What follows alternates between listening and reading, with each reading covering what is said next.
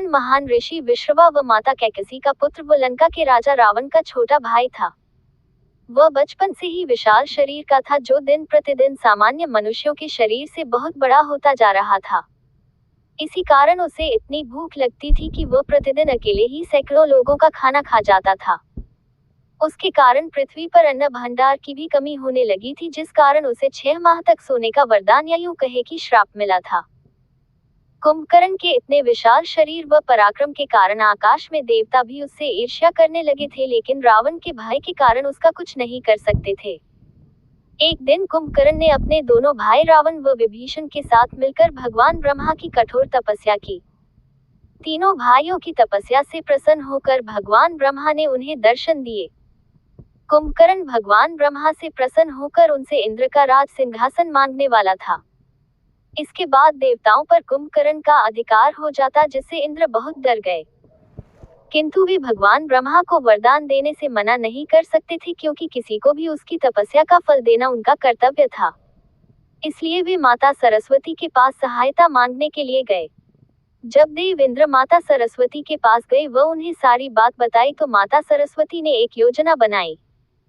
उन्होंने देव इंद्र को कहा कि जब कुंभकर्ण भगवान ब्रह्मा जी से वरदान मांग रहा होगा, तब माता सरस्वती उसकी जिह्वा पर बैठ जाएगी, जिस कारण वह इंद्रासन की जगह निद्रासन मांग लेगा।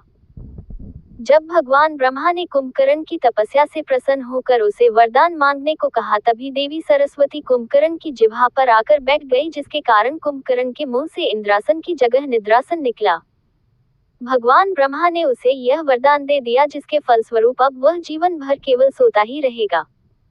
ये देखकर कुंभकर्ण व उसके दोनों भाई बहुत डर गए। जब रावण ने अपने भाई की यह स्थिति देखी, तो उसने भगवान ब्रह्मा से याचना की कि जिस मनुष्य को आपने बनाया है, उसे आप इस तरह जीवन भर के लिए नींद में सुलाकर उसका जीवन मृत्यु से पहले ही समाप्त कर देंगे। रावण का अपने भाई के प्रति प्रेम व कुंभकर्ण का दुख देखकर भगवान ब्रह्मा को उन पर दया आ गई।